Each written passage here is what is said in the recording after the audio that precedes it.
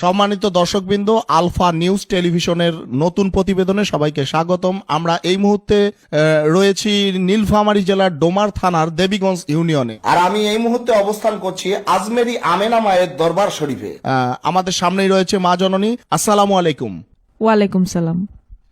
মা জননী, আসলে আমরা বেশ কয়েকদিন যাবৎ চেষ্টা করছিলাম আপনার একটি সাক্ষাৎকার নেয়ার জন্য, কিন্তু বিশেষ কারণে হয়তো আপনি আমাদেরকে সময় দিতে পারেননি। আজকে আপনি আমাদেরকে সময় দিয়েছেন, এই জন্য আমরা এবং আমাদের চ্যানেলের সকল দর্শক কৃতজ্ঞ। আসলে আমি সবসময় পর্দার আড়ালে থাকি আর সবসময় বিভিন্ন মানুষের সমস্যা সমাধানের জন্য তদবির নিয়ে ব্যস্ত থাকি, তাই আপনাদের এতদিন সময় দিতে পারিনি।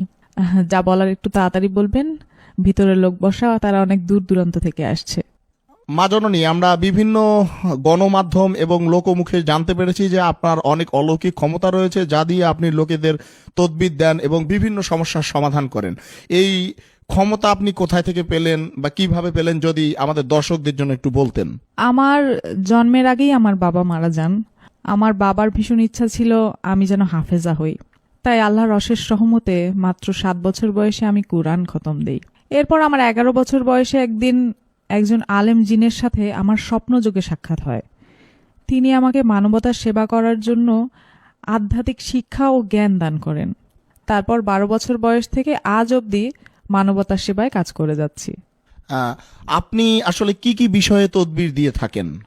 যদি কোনো ছেলে বা মেয়ে কাউকে মন থেকে সত্যি ভালোবাসে, আমি চ্যালেঞ্জ করে বলতে পারি 48 ঘন্টার মধ্যেই সেই ছেলে বা মেয়ে ছুটে আসবে তার কাছে।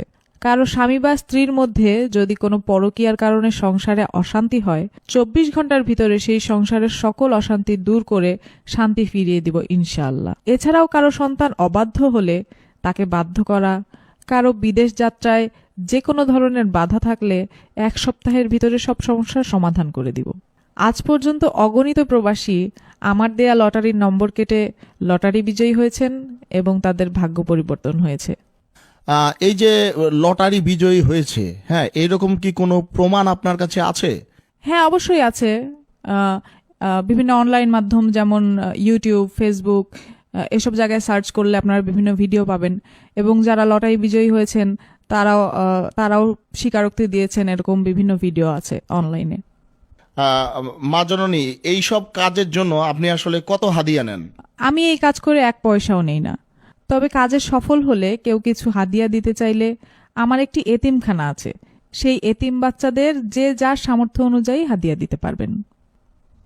আসলে অনেকে দেশে আছে, কেউ বিদেশে আছে, সবাই তো আর সরাসরি আপনার দরবারে এসে আপনার সাক্ষাৎ করতে পারবে না, তাই আপনার সাথে সরাসরি কথা বলার কি কোনো ওয়ে আছে বা রাস্তা আছে, বুদ্ধি আছে এরকম? আমার সাথে সরাসরি মোবাইলে বা ইমোতে কথা বলেও তদবির নিতে পারবেন।